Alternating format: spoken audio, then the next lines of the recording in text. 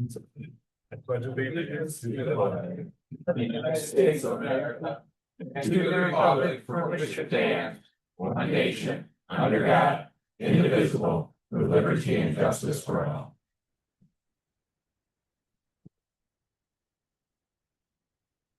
Roll call, please. Vitus, Here. Hankin, Excuse me. Gilmore, Here. Howe, Here. Haskell, Here. Oakley, Here. Here. Here. Here. Did we have a motion to approve the agenda? Motion. Second? I'll say. Been moved and seconded. All those in favor say aye. Aye. Opposed? Motion carried. General public comment. You want to have 3 minutes? Mr. Adams. I have less than 3 minutes today. I just thought, it's the first time I noticed a plaque on the door. I came in today. Whoever thought of that and processed that through, I think that was a very honorable and nice thing to do. That's all I have today. Thank you. Okay. That's the Devon Community Justice Department. David, would you take the first motion? Of course. Motion to accept the grant of $9,698 from the state of Michigan for the purchase of a wide scan package and related accessories. Second. Been moved and seconded. Is there any discussion? I just have a quick question. This live scan is in the clerk's office. Does this replace what the sheriff's department has? No, what this is for is, with criminal justice reform, a lot of, people, they have charges brought against them, don't get arrested and taken to jail and processed, they just get, like a ticket to appear in court. They're not getting fingerprinted. So then when they go through court and it gets bound up to circuit court, when we get the file, there are no fingerprints. Then we have to try and track the people down, get them back in here, get finger. This way, we have the grant from the Michigan State Police to purchase the equipment. When they go to court, judge can say, before you leave, see the clerk and get your fingerprints, and it alleviates a whole lot of chasing people down, trying to get them to come back. And it's gonna be a lot, portable cabinet, so it can be moved throughout the building. So district court can use it and circuit court. Okay. Is there any program revenue associated with this, or is it gonna be free of charge to the? Now, I don't know if the individual gets charged for fingerprints, I don't know that answer. That's one of the things in this contract was whether or not we're gonna charge program income. That would be something we'd have to test. Oh, you're probably talking, cause like the sheriff's department will charge to take fingerprints for school employees and then, no, there's no charge. We're not doing any of that. That stays at the sheriff's department. Thank you.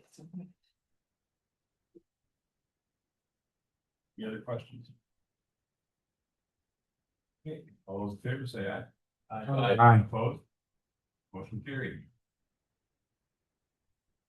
Okay, that's appropriate. That is appropriate.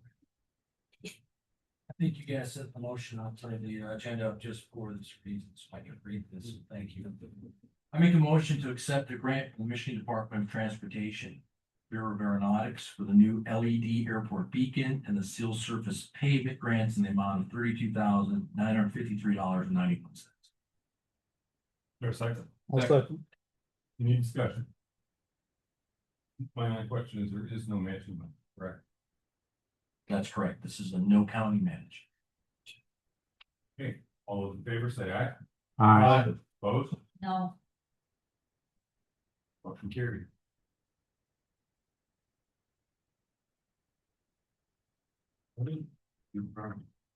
I make a motion to approve the Blair County Brownfield Redevelopment Authority's procurement policy, revised bylaws, revised policies and procedures.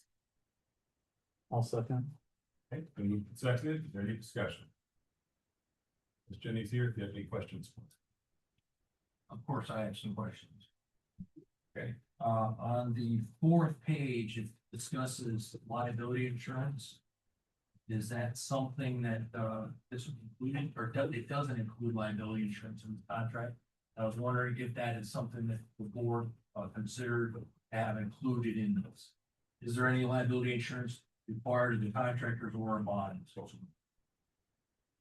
Always when there's a contract with a third party, we require Right, that.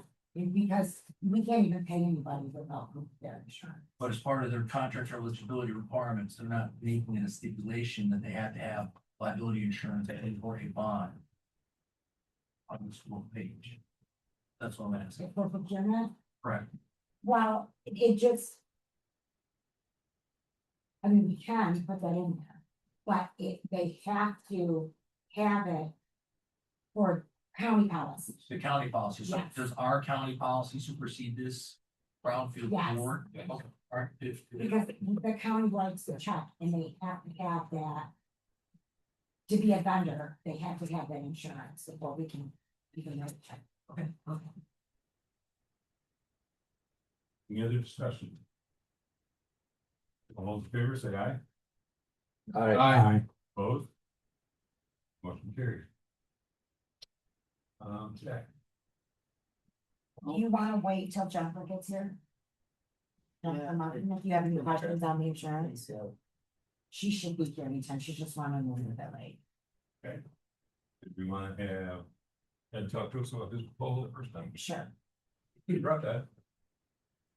We got here right on time. Well. Good morning, board. Good morning. Morning. So. There's a proposal in the packet. For as a co-employer, want to make some changes to the rank command structure within the sheriff's office, particularly to the jail. Okay, so a little history behind that.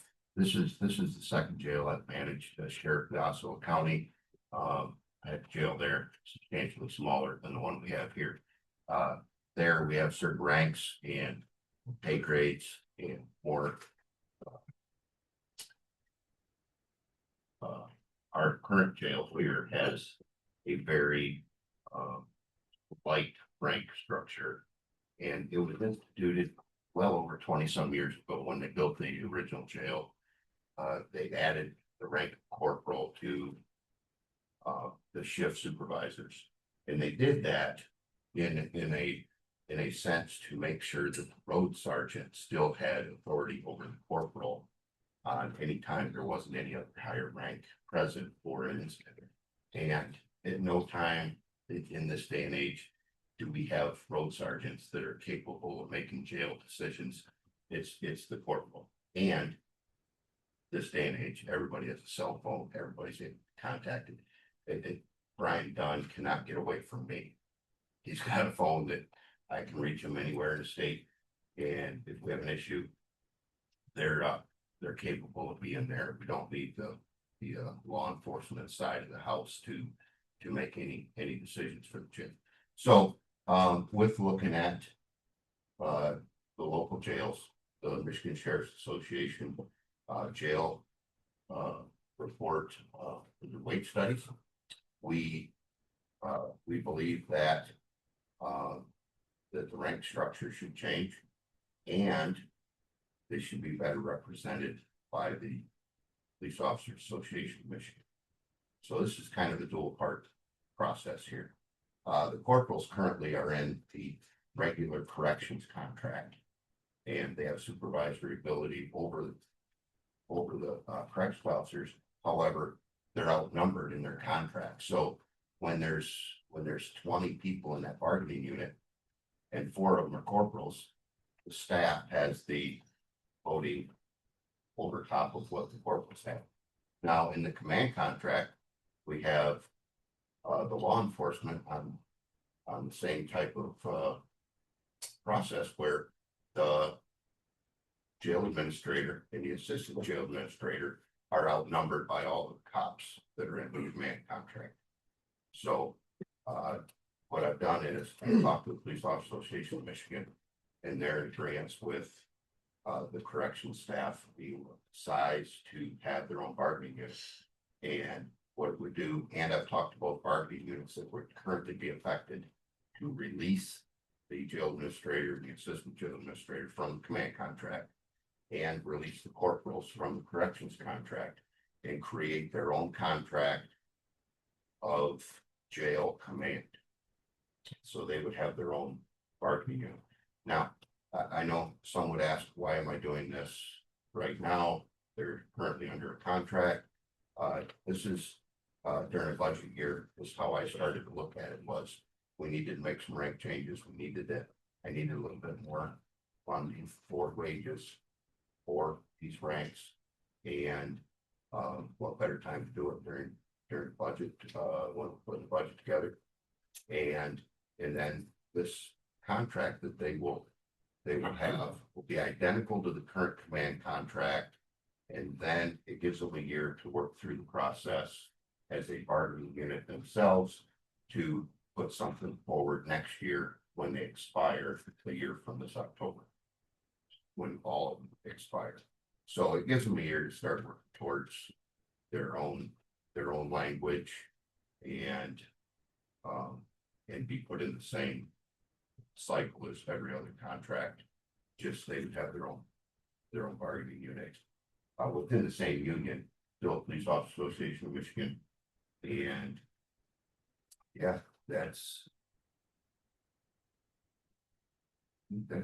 about the gist of it.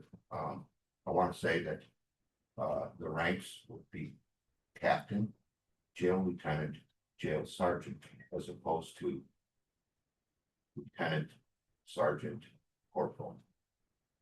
There is as with any department in Michigan, majority of them have a wage separation between the jail and the law enforcement.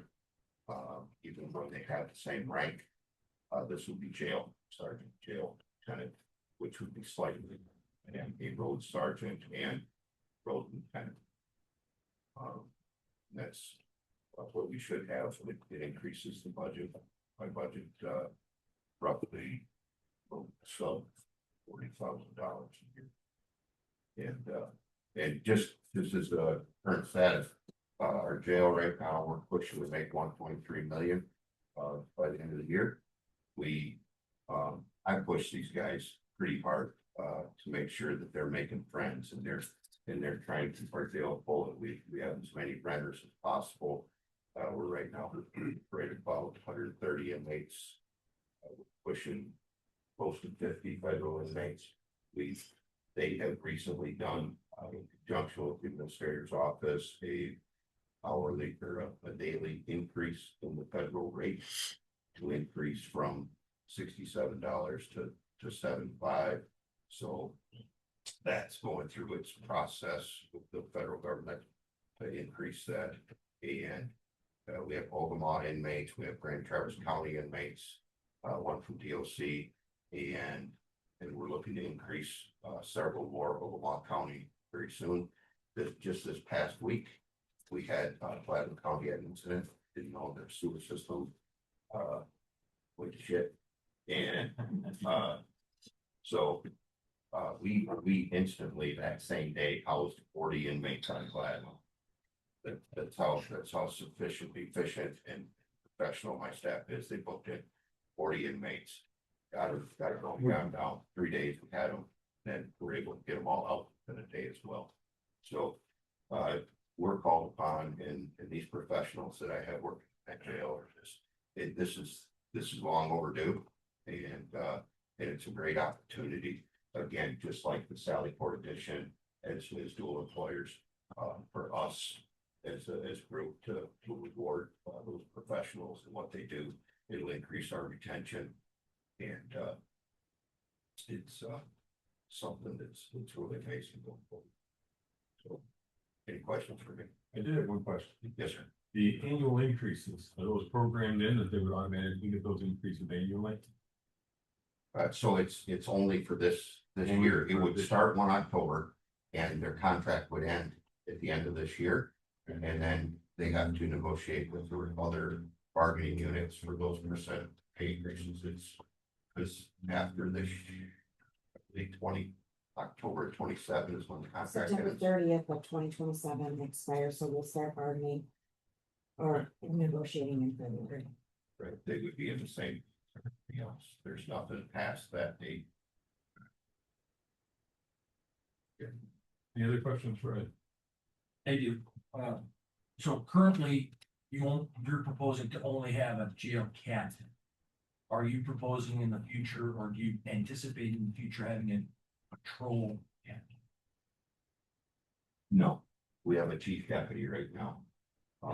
That in the future would be realigned potentially to be that road level person. So road captain in the future, you But- reflag that. It would still be chief deputy, but the rank captain stay belonging to the jail. Not the road. Did you guys consider doing a first lieutenant and a lieutenant? So you don't inflate it up to a captain position, or is that something you did not contemplate? That regularly is not done in the law enforcement agencies. Other than Michigan State Police for their posts and right managers and that.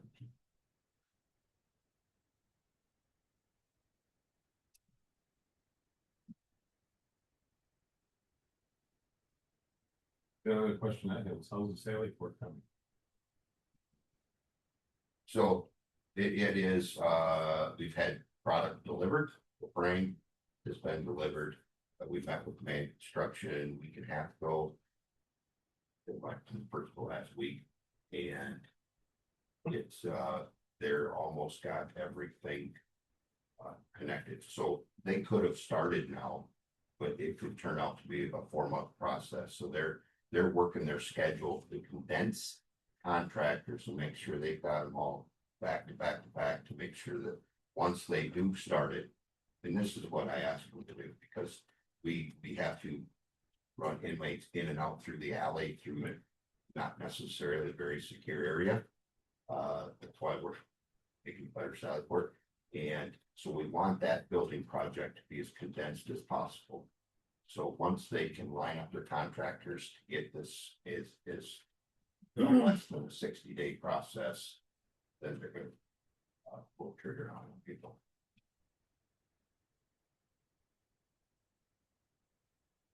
Okay, thanks, Ed. Thank you. Hey, Ed, put the head on.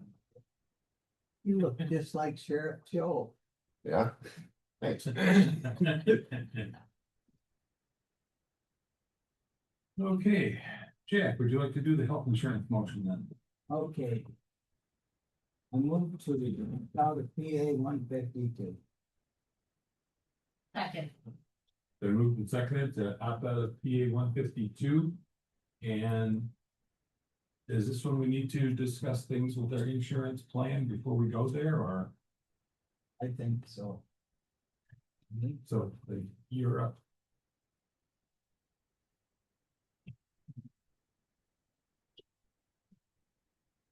I have one. Okay. Have they been passed out? No. Let's do one. Yes, so. It's like, well, this week I got.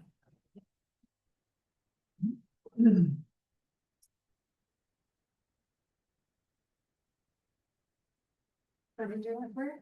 I can certainly help as well. Got it, thank you though.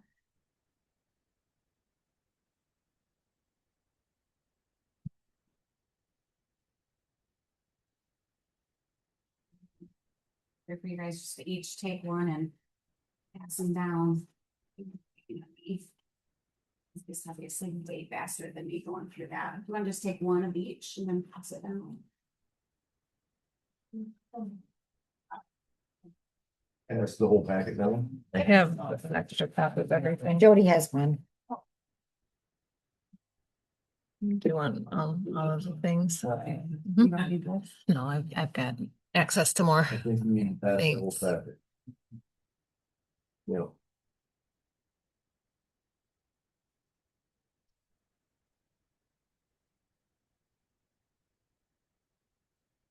Morning. So I think it's coming around right now, but this is the piece here that we will start with.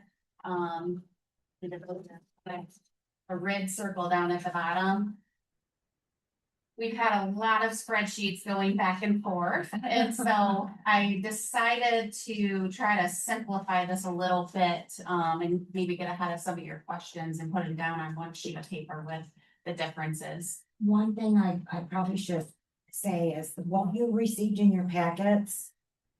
The health information that you received in your packets has changed. So this is the new and greatest and latest.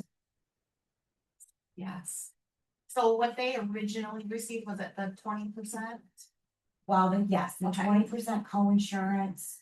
So they received the health portion, the 20% co-insurance Okay. with the, with that, and then the Blue Cross Blue Shield. Okay. The Blues plan. So we got rid of the co-insurance and just looked at the Blues plan, which that was my recommendations. Okay, perfect, all right. So the kind of the final recommendation is laid out here on what we're looking at, and the goal really was, how can we create as little disruption as possible? Continue to have the great benefits that you guys offer here with minimal cost share of the employees, but yet still trying to find some balance there with helping to offset some of that increase. And I think we found a sweet spot. So initially, what we were looking at was putting in a co-insurance, a 20% co-insurance after the deductible, which right now you guys do have, but it's being reimbursed under the HRA. So the employees, they're not paying that. They have a 0%. What co-insurance is it applies towards your hospitalization, your lab work, and your x-ray. So right now, they pay $250 if they go into a hospital and have a surgery, and they go in, 2 weeks later in that same year, they don't pay anything because now their deductible's met and they have no co-insurance. If we had co-insurance in place, they'd be paying that 20% up to your out-of-pocket maximum, which we're proposing at $4,000. So just a big change that we decided might be a little bit too much this year. I think it's something we want to try to get towards, but maybe inching our way there with other renewals in subsequent years. So what you guys have in front of you is showing exactly what they have today, which is the priority health, the first column in each bucket. So I only showed the two plans. The first one, you'll see in the first column, priority health, and then the second set of buckets is the priority health as well, your HMO and the PPO. Most of the employees fall in that very first column, the HMO. That's the plan that they have today and the coverage. And then to the right of that is what we are proposing with Blue Care Network, or the PPO plan will go to the Blues PPO. And I put in red font any changes that are different from what they have today. So as an example, on the HMO plan, the deductible and the co-insurance will remain the same. So $250 and a 0% co-insurance, which is big. I mean, that's typically the biggest expense for an employee. And usually it's the first place that we tackle when we're looking to reduce costs. The office visit is going to go from $10 to $20, and the specialist is going to go from $20 to $40. Chiropractic is going to go from $20 to $40. Urgent care from $20 to $50. Emergency room from $75 after the deductible to $250 after the deductible. And then that plan out of pocket max is going to go to $4,000, $8,000. So $4,000 for an individual or $8,000 for a family. What the plan out of pocket max is, that is the most an employee will pay. So everything goes towards that, including prescription copays. So their deductible goes towards it. Their flat dollar copays or prescription goes towards it. Once they hit that $4,000, the plan now kicks in 100% and the employee doesn't pay anything more for the year. Prescription drug copays. This one's got a $4 to $15 copay for generic. So it just depends on the prescription. It can cap out at 15. It could go as low as 0 actually, depending upon the prescription in the pharmacy that they're at. The preferred drugs is a $40 copay and non-preferred an $80. And then the specialty copay is a 20% up to a max of either 200 or 300, depending upon the tier that it falls into. Most of the time, specialty drugs, those we're able to get even free, because we're looking at manufacturer coupons, subsidy programs, things like that. So in most cases, that 20% is not applying, as we're looking to try to alleviate that through other programs. And then down below, you'll see the new cost share for this plan. For a single, it'd be $19.22, and that's bi-weekly. And that is 5% of the cost share. So that's another change. It's still extremely low. And if we were to, I shouldn't say if, we did look at PA 152, because it's something we calculate every year. And I think I showed you guys that at the last meeting. Those numbers are very high. And so I think the employees are fortunate that you guys are opting out, and we're able to inch our way into maybe being a little bit more aligned with other counties, without taking it too drastically at once. So I think 5% is pretty fair, and it does take it up. I mean, right now they're at $6.78 a pay period, and it's gonna go to $19.22 for a single. To the right of that is the PPO, so we do still have a few people on that, and same thing going down. You can see the differences that we're looking at changing there. Nothing significant. And then down below, you'll see the employer costs. Now, keep in mind, this does include the HRA utilization, so that can always fluctuate. So we do our best to estimate what that number is. So these numbers are never going to be exact unless we were to go to a fully insured, no HRA, no utilization type of a plan.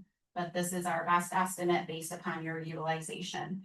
And so originally, when I was here, we were looking at an 18% increase with Priority Health. And with these changes, we've gotten it down to a 12% increase. And then if we were to look at it against the renewal, what Priority had given you, we're actually going down 6%. So we compare to your current numbers that you're paying today for 2026 or the 2025 plan year, we're going up 12%. But if we compare to the 18% Priority Health renewal, we're actually going down 6%.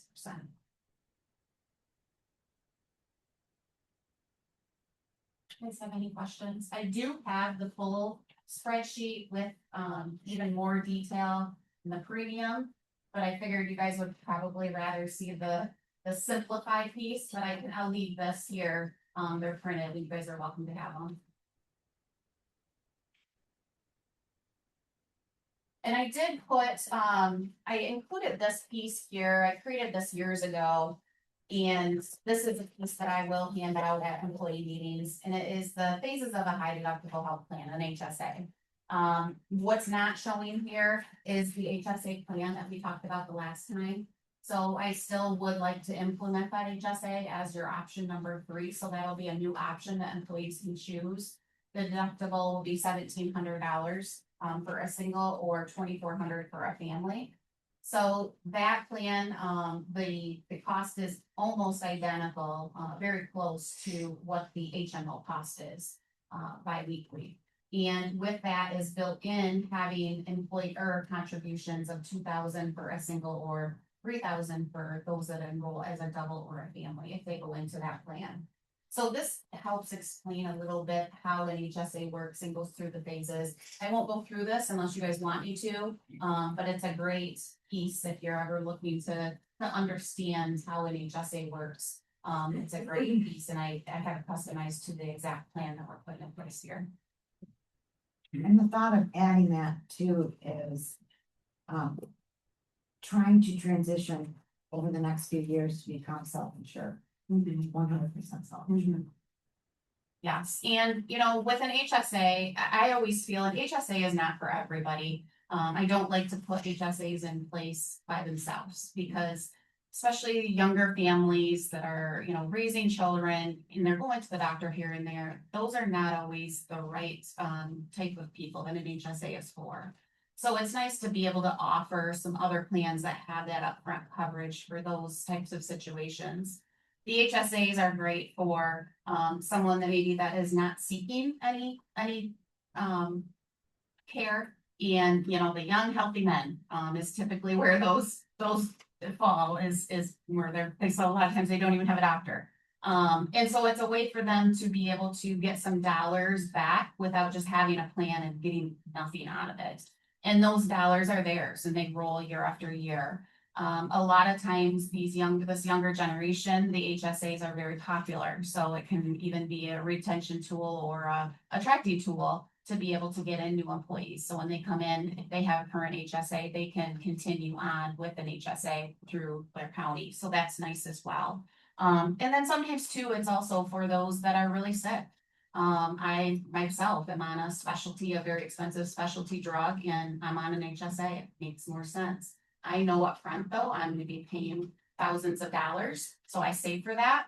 But then the remainder of the year, I usually hit my deductible in the first 2 months, and then I don't pay anything the rest of the year. So as long as you understand how it works, and look at the overall cost, and it's something that, you know, is attainable for you, sometimes it's in that situation too. So, but it's not for everybody, and that's why it's nice to be able to offer a few different options to try and meet everybody and their needs. Jennifer, Yes. every time you're in front of us, I kind of ask you the same questions. How many people, just to see if there's been changes, how many groups like ours do you represent? So I used to, I would say my full book of business was all municipalities, road commissions, counties, cities, and community mental health. So that was when I was with 44 North though. And now I am working to rebuild my book. So right now there's 6 different counties and 3 road commissions that I represent in the last 2 years since I've been with Hill. 6 counties and Yep. 3 road. Yep. Yep. All So it's right. growing. I want to grow that. Well, it's good. Yes. Good luck with that. Thank you. We obviously then have the best plan. Yes, yes, and we vetted out several different options. And the good news is with Blues, they're offering a rate guarantee of 12.5%. So we know next year, the most we're gonna get for an increase is 12.5%, which helps planning long-term. I think we have a pretty good long-term plan over the next 3 years. Next year, I wanna start looking at self-funded again. And depending upon the market, it might make sense to make that switch, or we take the 12.5% and then look to move self-funded the 3rd year to help offset that increase. So I think this puts us in a position for a good 3-year run. Many years ago, when the statute on insurance was passed by the legislature, road commissions had to opt out. Is that correct? So road commissions cannot opt out. I mean, they can. They, Can't. correct. They have to. Go with the 80%. Yes, and that is still true. So that actually was proposed. There was a bill proposed in 2024. It was delayed, and then more recently, Whitmer she did not sign it. And so there was hope that maybe it was gonna be more like the counties where you guys could opt in, opt out, but unfortunately it did not pass. So at this time for road commissions, they still have to apply PA 152, and they have to opt in and do either hard cap or 80/20. Okay. That substantial raise they have to pay in insurance costs. It is, yes. So a lot of them, you will notice, even, you know, Clare County Road, if you look, they actually have a pretty rich plan there. But if you look at some of the other road commissions, you will notice that either their deductible is way higher than your guys's, or their cost share is way higher. And so it is simply because of P 152. Were the teachers included in that SPAS? Yes, so teachers though, for schools, they cannot opt out, I'm sorry. So they also have to comply or they'll lose funding. So they have to comply with P 152 as well. So nothing's really changed on the original statute? No, Okay. no, Thank you. welcome. With the 12% cap, for the renewal is, and that being a maximum, what is the likelihood that there'd be room to negotiate it down further, or is it like Yeah, I don't think there really is. So trend rate now is 15%. And what that means is that's the starting point when an actuarial is looking at and underwriting your plan and your renewal. They're starting at trend. From there, it can go lower based upon your utilization and your claims, or it goes higher. And so for you guys, we're already coming in lower than trend. And then for them to do a second year renewal below what this year's trend is, and especially with some of the new prescriptions that are going to be, coming through the pipeline, it would be very difficult. And I went back to them twice. So this is actually the third. This is the third set of rates that I got from them. So I did squeeze them. It wasn't I did take what they gave me the first time. And then we do also have a per employee credit as well. That's not even calculated in this, which I'm losing my mind at what that was. Do you recall? 13,400. Yeah, it was something. It was about $13,000. Okay, was it 125 or 150 or 250 employee or something? 150. 150, okay, that's what it was. That they're gonna give a credit for. So you guys will see contract that. 13,650. Okay. Yep, so you guys will see that on, probably your second or third bill. It'll be a lump sum credit that will come in play. And that's, again, that's not calculated in any of this. So that'll be a credit. And, my thought is it'll just be a piece that'll help offset some of the utilization. Okay.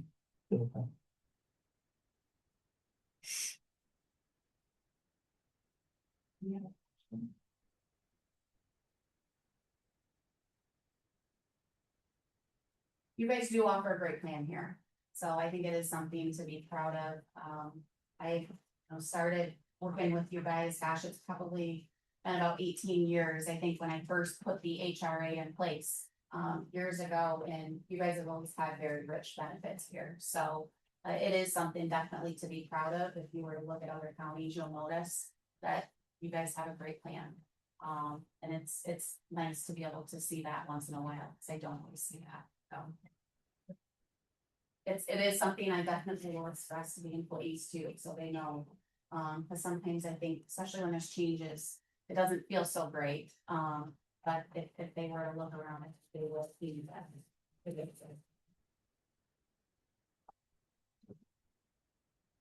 Any other questions?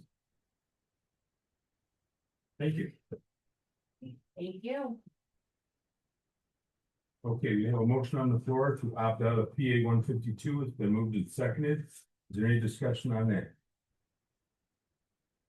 Then roll call, please. I vote to opt out. No. Ross, Yes. Haskell, Yes. Oakley, Yes.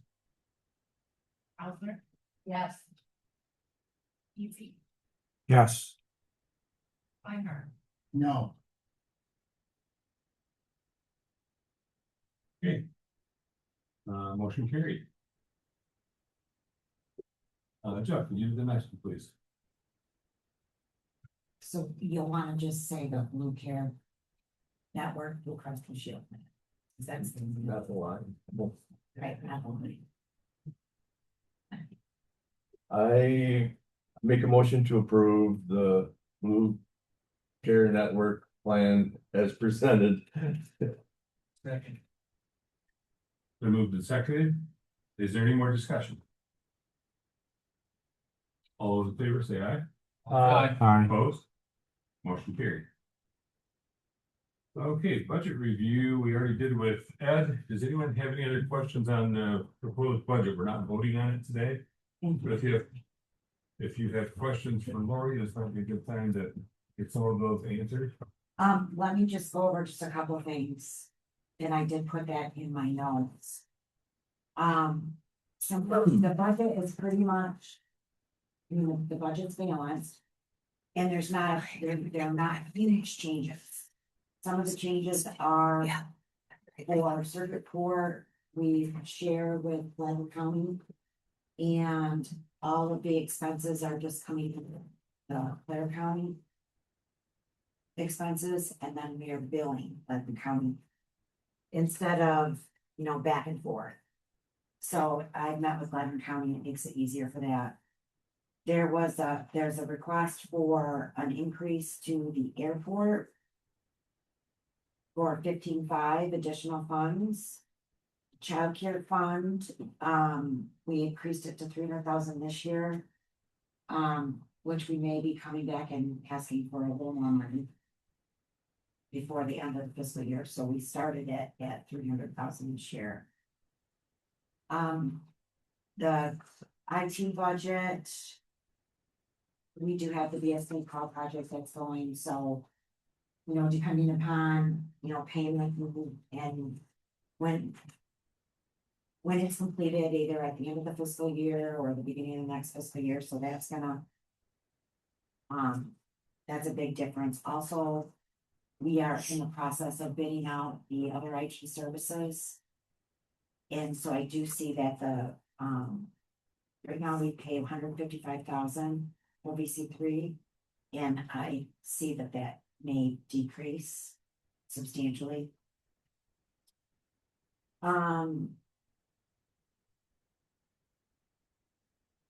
Car request for emergency management, the jury management system. Our insurance, our liabilities, usually about $509,000, but we are getting a net asset distribution from MMRMA of 160,000 close. And then also in the budget, as requested by the Sheriff's Department, I did include the change in the jail command for the additional 40,000, so that's identified in the budget as well. The only thing that's not in this budget is the beginning or ending fund balance. So we haven't done that yet, but these are all of the expenses. And revenue that's worth projecting. So if you have any questions for me, or for a department head that we can have another meeting. And you could ask a department head if you had any questions. I would like to have this on the agenda for the September meeting, which is the 16th of September. Yep, I would like to have it passed then. We do have to publish, so we have to publish for 2 weeks, and I have to have the budget in the clerk's office for view for the public for 2 solid weeks before it passes. So any changes, I would need to make, soon. So I'd like to set that public hearing for the 16th if possible. I did have a question on the report. First, the budget is just an outline that changes every month. Because that's why you see budget changes in our agenda at almost every meeting. So it's just a guideline to get us started. But on the airport, not that I'm opposed to spending more, but I think we have never had an airport plan, or we don't have any justification what those increases in your budget would be used for. So I'm glad to see you here, Emerson. I'm not trying to put you on the spot. But I think before we approve an increase that's almost double their budget, I think we would need more information on what that money was going to be spent for. An itemized method, and where you're actually planning on going with that budget. And what kind of fundraising has happened with the people that use the airport to help support that plan. So I would love to see that before we vote on any increase in your budget. Otherwise, I would propose we keep the 25,000 budget. And then if you come up with something, have an expense, you can always bring it before the board and ask for support at that time and have the budget bumped up. Let me address some of that, if you don't mind. So the increase is 15,500. Okay. We put in for 9 different grants with MDOT. and we only received two. The one that we've identified, if we recall that we canceled the last fly-in.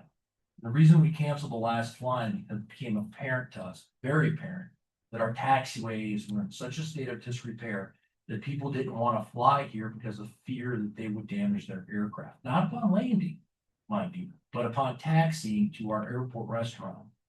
So we asked MDOT as part of our grants for lime, fertilizer, and seed, and the equipment to install that. And that was $8,500 that we got bids for. This was the actual grant request. And it was denied. So we have made it a point as part of our plan, and there's quite an extensive plan. I think you've probably been to most of our meetings, and some of the people in this audience have. There is a plan at the airport. We've been executing it since 2023. And this is just an extension of that plan. So 8,500 of that 15,500 is for lime, fertilizer, and seed, and the tools and implements to install it. Now, I believe the remainder of it, help me out on this, Lori, is for Emerson received pay raise. And the other part of that is to maintain our tractor. Our tractor, as we have found out, is underpowered, and it is at the end of its service life. So the 15,500 is specifically for those three items. The lime fertilizer, seed, the drill press, the implements to spread the lime and fertilizer, his pay raise, because I believe he deserves it. And then also that tractor at some point, we're gonna need to replace. Oh, by the way, we did ask for a new tractor of MDOT. And unfortunately, we didn't get it. That was a $75,000 ask for a larger tractor. So our plan from the beginning, the number one focus was the runway. The runway, we got another grant for, crack seal. Road Commission's gonna do that work. That continues to maintain that runway. Then we've realized we needed lights. MDOT gave us a very large grant last year to put the lights in the wind sign. So now the airport is much safer for an airplane to land. We realized it's the taxiing to the airport restaurant or to a hangar that is now our Achilles heel. So this request of an additional 15,500 is specifically to address those Achilles heel, that Achilles heel. Okay, would there be a problem with putting it in writing and presenting it to the board? As MCL 123.66A requires, I will be doing that in October. But if you'd like, I can give you a personal copy before that too. I would like. Glad. And We have quite a bit of initiatives at the airport to address your question about fundraising. Where you came and you sat and you watched the fly-in, that location where you parked was where the dirt dash was. We have come to the conclusion, the airport committee, as well as Emerson and Lori, that is not the proper place to do a future dirt dash because it conflicts with air traffic, airport operations. We would like to reopen the southwest gate by animal control. And I've spoken to the road commission about their assistance in maintaining and reopening Hazel around animal control and assisting us in opening up that trail to the southwest corner of the old closed runway. That old closed runway provides us with the perfect venue for future dirt dashes. And I believe that there is appetite in our community for dirt dashes or side-by-side racing, quad racing, things of that nature. That's where we propose to do the fundraising. Those things will happen there. That is separate from a fly-in. A fly-in in and of itself is not designed to be a fundraiser unless you cook pancakes and sausages yourself. I find that to be problematic when we have an airport restaurant. And maybe for one day we could take away their business, but I don't see that is a feasible long-term strategy. So our fundraising effort is on the southwest corner of the airport. And I'll gladly provide all of this for you in writing if you'd like. Give you a briefing. I have all the slides. I've discussed this at length with Lori and Emerson in our monthly airport staff meetings. Not the airport committee meeting, but the airport staff. I would appreciate it. By all means. If I can just have, on the tractor specifically, I had to cut duties short yesterday. The air conditioning no longer works in them. It's not like a car where I can just roll the windows down. It's a completely enclosed cab. If I open up the rear window, which is the only window that opens, all that does is make sure that when I get out of that tractor, I'm covered in dirt, grass. There's about 100 degrees inside that cab for several hours. It's miserable. So that tractor is got 3,000 hours on it. It's over 15 years old. It's underpowered, it's undersized. It's just a miserable thing, even with the air working to be in, and even now it's worse. Point where I've got 3-4 Gatorades in there just to stay hydrated. So that's part of why we asked for a new tractor this year. Unfortunately, we can accept it because it's rough. I don't think anybody else or any other county employee is subject to conditions like that. I also don't think there's any other county employee who is forced to go home when they're on the clock to go to the bathroom, or to get a drink of water, or to get out of heat, or to stay warm. I don't have anywhere to go. My building doesn't have heat, my building doesn't have AC, it doesn't have a working bathroom, it doesn't have a working sink. I have to drink out of a hose like I'm a child. So that's another reason why we're asking, so I can have more humane work. But seeing a list of the items and what it would cost to get them where you want them would make more sense than just approving a blanket amount that you can spend on anything you want, and then come back and ask for specific money to do things later. So what I'm saying is, for a basic budget, I would be more apt to approve basic budget we've always had. When you have items you need, come to us and present the items, and they can be approved individually. So that makes more sense. Because otherwise, people just tend to see the dollar amount in their budget and they can spend that, and then when it's gone, they worry about going back and itemizing things they need and ask. I can assure you that. No, okay, I would hope that you would ask the same thing of every department then. I would. Okay.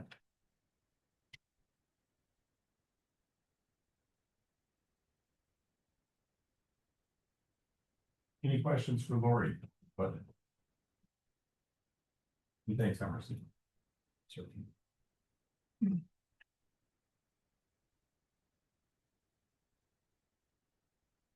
Great. Seriously? Only had it for 4 days. My advice would be, let's not wait until the day we're voting on it to ask Lori all these questions. We've got a month. Let's make sure we use that month wisely. Make sure we get our questions answered before the day we're voting.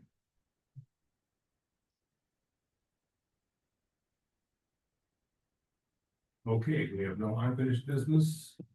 No new business. Is there any more public comment? Do we have a motion to adjourn? Motion. Second. Been moved and seconded to adjourn. All those in favor say aye. Opposed? We are adjourned.